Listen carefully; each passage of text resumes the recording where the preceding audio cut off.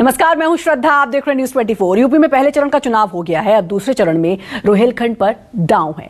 अब आप रोहिलखंड और खासकर बरेली की 9 विधानसभा सीटों का समीकरण समझिए। देखिए बरेली की चुनावी बोली, बैटल ऑफ बरेली। देखिए इस रिपोर्ट। रोहिलखंड की उलझी पहेली, बरेली की चुनावी बोली।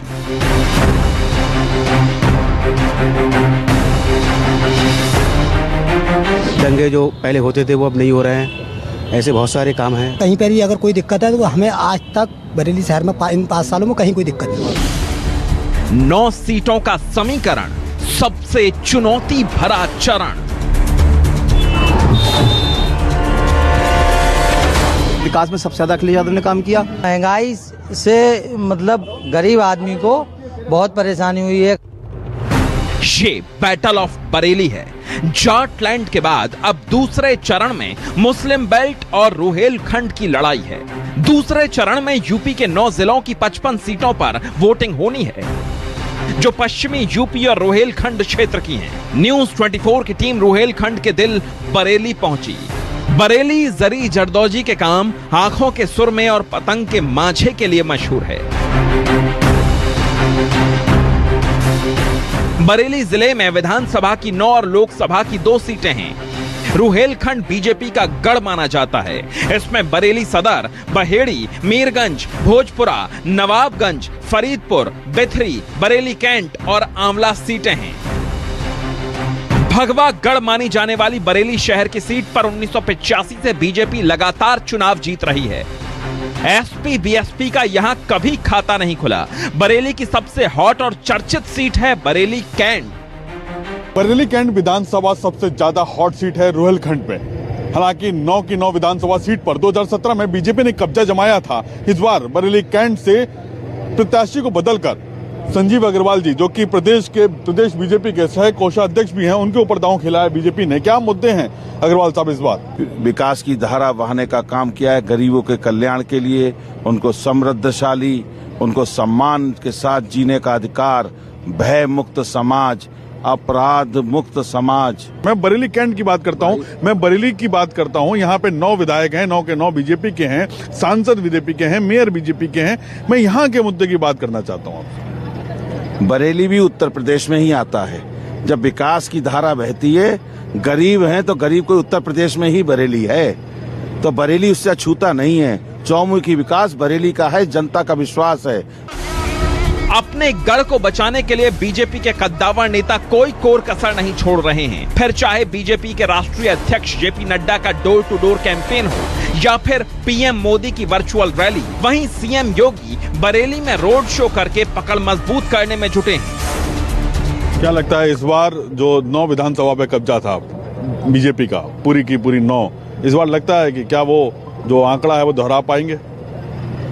मुझे पूरा विश्वास है, अंडरवेव है, जनता का विश्वास है। जो गरीबों के लिए काम किया है ना, और भयमुक्त समाज, सुरक्षित समाज, ये महत्वपूर्ण बात है। आदमी को जीवन जीने की आजादी। अब लूटने वाली नहीं, लोटस की सरकार चाहिए। जनता मन बना चुकी है। यहाँ से 9 सीटें जीतकर मुझे विश्वास है उत्तर प्रदेश में 325 से भी अधिक सीटें जीतने वाली। बीजेपी के चक्रव्यूह को तोड़ने के लिए एसपी ने सुप्रिया एरन को मैदान में उतारा है। कांग्रेस का हाथ छोड़कर साइकिल की सवारी कर रही सुप्रिया जनता के बीच बीजेपी के ध्रुवीकरण की राजनीति को आड़े हाथों ले रही हैं।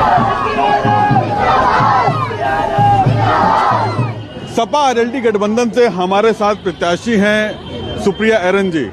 सुप्रिया एरन जी ने जल्दी कांग्रेस का हाथ छोड़कर सपा की साइकिल पर सवारी की, लेकिन प्रचार बैटरी रिक्शे पर। जी, साइकिल मुझसे ज्यादा चलती नहीं है, इसलिए इस पे सेफ लगा मुझे। बात मतों की करें तो 3.5 लाख से ज्यादा की सीट है, 3,70,000 के आसपास यहाँ पर मतदाता हैं और 1 लाख के करीब मुस्लिम है। लेकिन कांग्रेस ने तो मुस्लिम उम्मीदवार खड़ा कर दिया। क्या नहीं लगता अब मतों का विभाजन होगा? कांग्रेस से जो अब जो है इस वक्त मुस्लिम मन बना चुका है कि उसको बीजेपी को हटाना है हर तरह से, तो वो एक मत हो चुका है। मेरा सीधा सवाल आपसे, कैंट में ऐसी क्या चीजें हैं जो आपको लगती है विधानसभा के अंदर अभी भी काम होना बाकी है? बहुत बड़ा आपने अच्छा सवाल पूछा। यहाँ पर जल भराव की भयंकर समस्या है। अभी 2 दिन 1 दिन बारिश हुई है और कहने को स्मार्ट सिटी है, लेकिन जल भरा वैसा कि नाव चलाने का नौबत आ गई। सुप्रिया एरन 2006 में कांग्रेस के टिकट पर मेयर रह चुकी हैं, लेकिन 2012 के विधानसभा चुनावों में उन्हें मुंह की खानी पड़ी थी।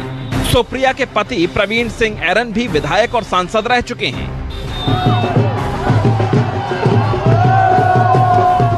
क्या वजह रही? आपका लगभग तय था कांग्रेस से टिकट? ये टिकट हो गया था और उसके बाद आपने अचानक से साइकिल की सवारी कर ली। माहौल ऐसा बनता दिखा कि अगर दो लोग खड़े होंगे, मतलब सपा का अलग और कांग्रेस का अलग, तो जो वोट विभाजन होगा उससे भाजपा को फायदा होता दिखाई दे रहा था। तो हम नहीं चाहते थे कि हमारी वजह से बीजेपी को हम कुछ फायदा पहुंचाए, और प्रदेश में बीजेपी मुक्त वातावरण देने के लिए, बीजेपी की सरकार को हटाने के लिए हमने मेनली ये कदम उठाया, बहुत भारी मन से उठाया। कैंट विधानसभा क्षेत्र में हम लोग खड़े हुए हैं और एक जनता के बीच में यहाँ पर मौजूद, और उनसे जानने की कोशिश करेंगे कि क्या मुद्दे हैं जनता के। ये साइकिल एक हाथ में, मेरे पास बड़ा अच्छा एक विजुअल है, मैं कैमरा पर्सन चाहूंगा, देखिए, एक हाथ में कमल का फूल और एक तरफ साइकिल। क्या मुद्दे इस बार? मुद्दा ये है, हमारे अगले जी सरकार आना चाहिए। हाँ। अगले यादव जी की और कुछ नहीं चाहिए। क्या होगा उससे? उसका जब विकास मजबूत होगा, क्या होगा? अभी विकास नहीं हुआ। काम हुआ? वही तो पूछ रहा हूँ, मुद्दे क्या है? आप कह रहे हो कि साइकिल सरकार आनी चाहिए। क्या महंगाई वगैरह है, ना सफाई है, ना कुछ है। हाँ। हम सब भाई भाई होकर रहना चाहते हैं। हाँ। अगले जी सरकार आना चाहिए। और एक तरफ जो है हमारे साथ में है कमल का झंडा लगाया हुआ, और देखिए एक ही मोहल्ले में, और भाईचारा बराबर का। क्या मुद्दे इस बार? इस सरकार में काम तो हुए, ऐसी बात तो नहीं है। अब ये लोग तो अपने मुंह से कुछ कहें, इतने दिन से गल्ला भी खा रहा है, आराम भी है, सफाई भी है, सब कुछ है, कोई किसी की परेशानी नहीं है। योगी सरकार इस बात का लगातार प्रचार प्रसार कर रही है कि उसके कार्यकाल में गुंडा राज खत्म हुआ, कानून व्यवस्था बहुत अच्छी हुई, विकास की गंगा बही। क्या लगता है बरेली कैंट विधानसभा में इस तरीके की बातें हैं, मुद्दे हैं? कानून व्यवस्था तो सरकार की जिम्मेदारी है। कानून व्यवस्था पहले तो बेहतर हुई कि नहीं? बेहतर है, पहले से तो बहुत बेहतर है, पर महंगाई से मतलब गरीब आदमी को बहुत परेशानी हुई है। सरकार हमारे लिए बहुत बढ़िया है, जो हमारे लिए बहुत फायदा है इसमें, ना कोई दंगा ना फसाद, और लोगों को राशन मिल रहा, अच्छा चल रहा है, सब कुछ है, तो हम खुश हैं इससे। बरेली कैंट सीट पर कुल 3,74,239 मतदाता हैं, जिनमें 2,21,159 पुरुष मतदाता हैं और 1,72,070 महिला वोटर। अनुमान के मुताबिक मुस्लिम मतदाता 1,10,000 हैं, वैश्य मतदाता 75,000 हैं, ब्राह्मण वोटर 10,000, ओबीसी और दलित मतदाताओं की संख्या 60,000 के आसपास है। इस समीकरण को ध्यान में रखते हुए बसपा ने पहली बार विधानसभा, बरेली कैंट विधानसभा से वाल्मीकि समाज के अनिल कुमार जी को उतारा है। अनिल जी, किन मुद्दों के साथ में आप बरेली विधानसभा में? सबसे पहले तो मैं आपके न्यूज़ चैनल को धन्यवाद देता हूं कि आप आए और आपने मेरा, देखिए, मुद्दा सबसे बड़ा वही है, बेरोजगारी, शिक्षा और स्वास्थ्य। इन मुद्दों पे भाजपा ने कभी काम नहीं किया, और यहाँ की गलियां, नाली, सड़कें, कुछ यहाँ कोई व्यवस्था ऐसी है नहीं। सिविल लाइन्स जैसे एरिया में आपको निकलना मुश्किल हो जाएगा, है ना? तो बहुत सारी चीजें हैं, यहाँ कुछ है ही नहीं। भाई, इतने लंबे समय से भाजपा के विधायक रहे हैं और क्या कहते हैं, कांग्रेस के रहे हैं, लेकिन यहाँ विकास के नाम पे कोई चीज नहीं है। 2018 में बरेली को स्मार्ट सिटी के तौर पर चिन्हित किया गया। इसके बावजूद कई कॉलोनियों में जल जमाव और टूटी फूटी सड़कें यहाँ के स्थानीय मुद्दे हैं, तो शहर का ट्रैफिक मतदाताओं के लिए सिरदर्द है। इस सब के बावजूद बरेली की जनता के बीच राष्ट्रवाद और ध्रुवीकरण जैसे मुद्दे हावी हैं।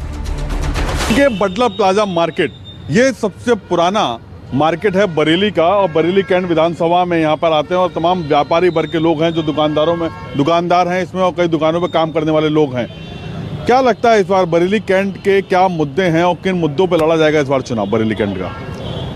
हमेशा जब भी इलेक्शन होता है तो हमेशा विकास के मुद्दों पर इलेक्शन लड़ा जाता है, और जब राष्ट्र और देश की बात आती है तो सबसे पहले वोटर को राष्ट्र और देश को आगे बढ़ के ही वोटिंग करनी चाहिए। तो कौन है राष्ट्रवादी पार्टी, ऐसे लगता है आपको? राष्ट्रवादी पार्टी, सभी राष्ट्रवादी पार्टी होती हैं, जो पार्टियां राष्ट्र के लिए या देश के लिए सोचती हैं। तो समय बचा नहीं है, अब तो तय कर लेना चाहिए आप लोगों को।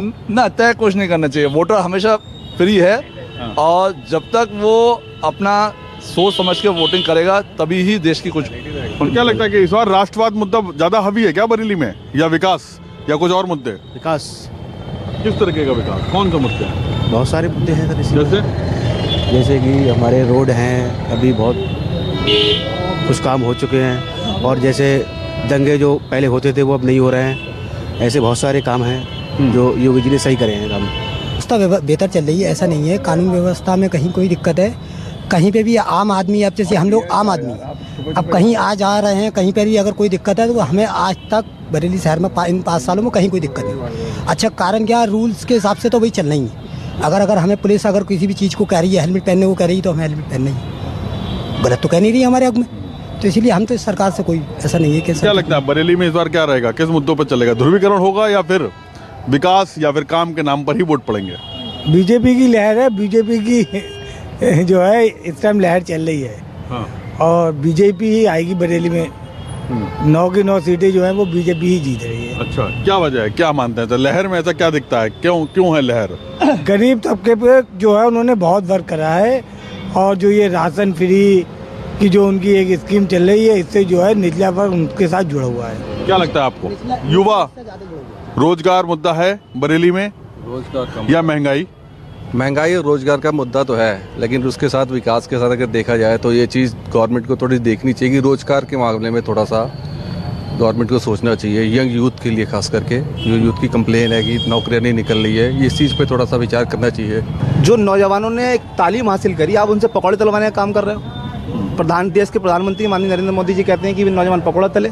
तो मैं पूछना चाहता हूं कि अगर आपने इतना विकास किया है, इतना रोजगार दिया है, तो आज जो जनता रोडों पर है और जो विरोध प्रदर्शन कर रही है भाजपा के खिलाफ, वो क्यों कर रही है? क्या बात है, आप सहमत हैं? आप तो युवा हैं, सहमत हैं? नहीं, मैं सहमत नहीं हूँ। मैं समाजवादी की 9 की 9 सीटें बरेली शहर की 9 की 9 आ रही हैं अब की में। अच्छा, क्या वजह मानते हैं आप? वजह काम ही नहीं हुआ, बिल्कुल ही काम नहीं हुआ। उसकी वजह यह है कि 2012 से लेकर 17 के कार्यकाल में अखिलेश यादव जी ने जो भी अपने संकल्प पत्र में वादे किए थे, एक वादा उन्होंने करने का काम किया। आप विकास की बात ले लीजिए, विकास में सबसे ज्यादा अखिलेश यादव ने काम किया।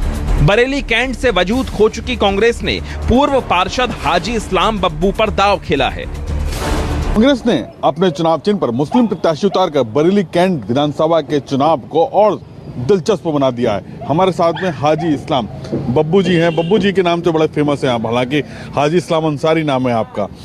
क्या लग रहा है इस बार चुनाव के मुद्दे और किस तरफ जा रहा है चुनाव? चुनाव पूरी तरह से कांग्रेस पार्टी के पक्ष में है, क्योंकि हमारी बहन प्रियंका गांधी जी ने जिस तरह से लड़की हूँ लड़ सकती हूँ और जो ऐलान करे हैं कि हम सुविधाएं देंगे, तो आज कांग्रेस पार्टी की कैंट विधानसभा के अंदर पूरी बहार सी है, और मैं ये समझता हूँ कि बहुत ज़्यादा वोटों से ये सीट जीतेगी। बरेली कैंट सीट पर वैश्य, कायस्थ, ब्राह्मण, ओबीसी वोट बैंक बीजेपी का सबसे मजबूत आधार हैं। वहीं समाजवादी पार्टी वैश्य उम्मीदवार और मुस्लिम मतदाताओं के गणित पर जीत का रास्ता तलाश रही है। इस समीकरण को ध्यान में रखते हुए राजनीतिक दलों ने बरेली कैंट विधानसभा से अपने अपने उम्मीदवार को मैदानी जंग में उतारा है। पिछले 10 सालों से इस सीट पर काबिज बीजेपी क्या हैट्रिक लगा पाएगी, क्योंकि उसका सीधा मुकाबला सपा प्रत्याशी के साथ में है। वहीं कांग्रेस के पंजे पर उतरे मुस्लिम उम्मीदवार समाजवादी पार्टी की जीत में रोड़ा बन सकते हैं, क्योंकि बरेली कैंट विधानसभा में मुस्लिम और दलित मतदाता किसी भी उम्मीदवार का खेल बना या बिगाड़ सकता है। कैमरा पर्सन अविनाश राणा के साथ प्रशांत गुप्ता, बरेली, न्यूज़ 24।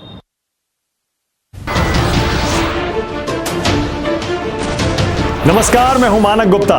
अगर आपको हमारा ये वीडियो पसंद आया हो तो इसे लाइक और शेयर जरूर करें, और हाँ, हमें सब्सक्राइब और फॉलो करना ना भूलें, ताकि आप देश और दुनिया की कोई खबर मिस ना करें। तो जुड़े रहिए हमारे साथ और देखते रहिए न्यूज़ 24।